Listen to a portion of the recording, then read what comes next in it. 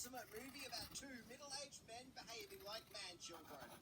Now, several months ago, I was at my mate Craig's house. There's Craig there. And I'm the one wearing the Freddy Krueger mask. He asked me what I thought about Step Brothers, and I told him I've never actually seen it before, and he was shocked, and he wasted no time. He put that movie on, and we sat down and watched it, and to be honest, I thought it was one of the funniest movies I've ever seen, in which Will Ferrell and John C. Reilly play Brennan and Dale, 39 and 40-year-olds who live with their single parents. But when their parents get married and they are all forced to live together, it's war between the newly stepbrothers. But when they start bonding and gain a close bromance, the whole world around them plummets into disaster. I think what I like the most about this movie is that Will Ferrell and John C. Reilly kind of look like each other. Okay, they don't really look like each other in the technical sense, but they both have these big heads with curly hair and have similar statures. So they oddly kind of match. And so because of this, it's just wonderful seeing them work off each other and behave like immature kids who never really grew up.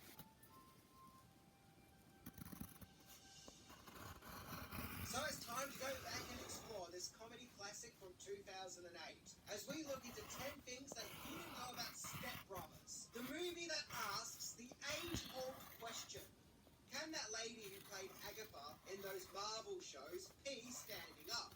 Yes she can. So let's check it out and thank Craig for this one.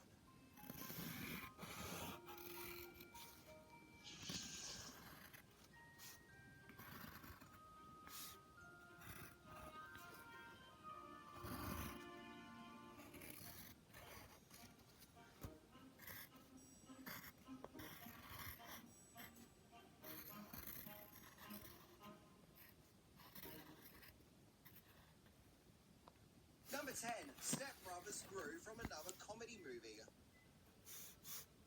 Actor Will Ferrell and John C. Reilly have always gotten along ever since the audition of Anchorman, when Reilly auditioned to play Champ Kind.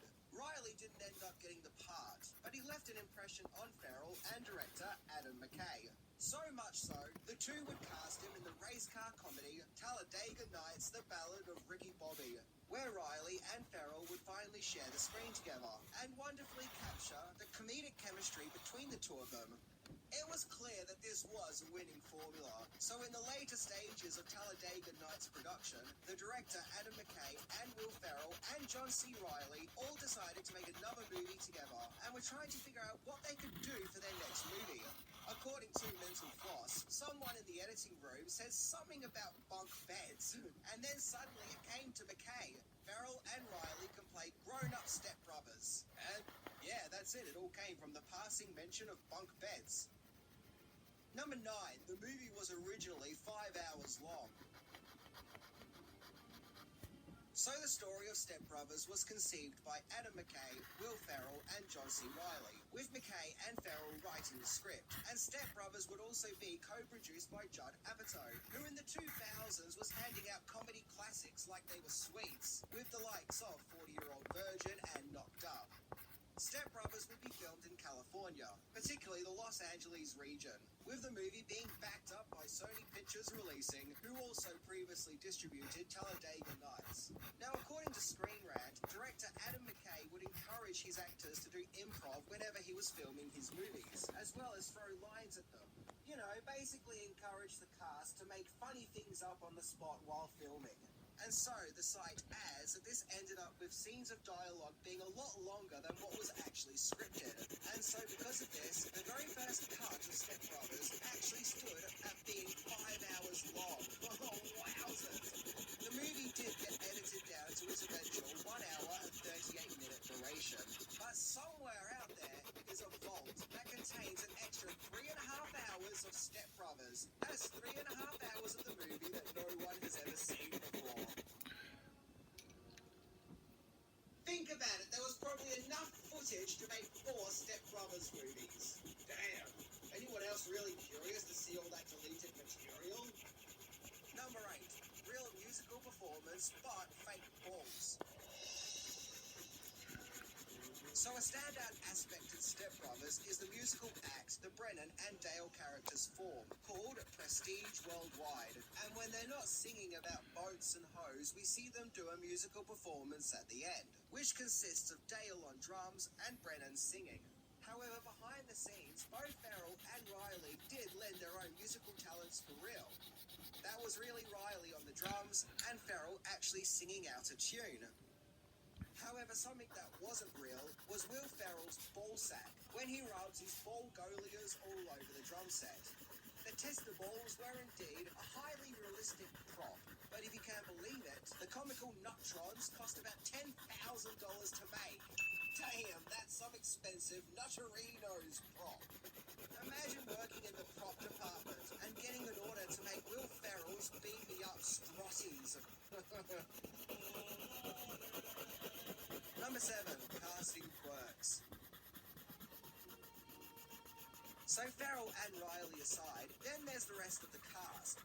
Firstly, there's Dale's father, Dr. Robert, who was played by Cabin in the Woods actor Richard Jenkins. And it can't be understated just how funny he also is in this movie. You can't help but feel sorry for this guy and all the crap he has to put up with, thanks to these two overgrown morons. Then there's Brennan's mum, Nancy. Originally, Leslie Ann Warren was offered the part, but she couldn't accept due to filming in another production at that time. So the part was played by Clara Clayton actress Mary Steenburgen. Interestingly, she's playing Will Ferrell's mum, but in real life she's only 14 years older than him. And previously she played his stepmom in Elf.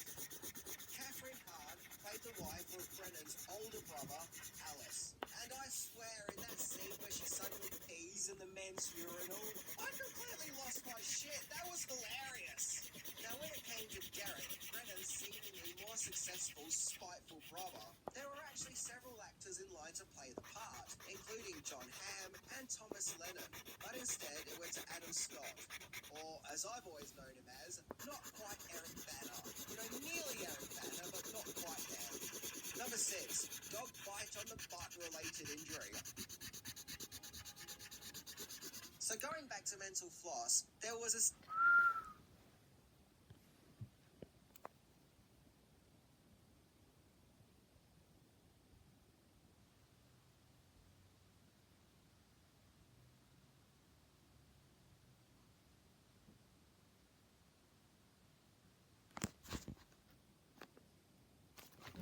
If you want to send some stuff to me so I can check out what you have sent, please send it to this exact address. However, you may only send some stuff that I am interested in.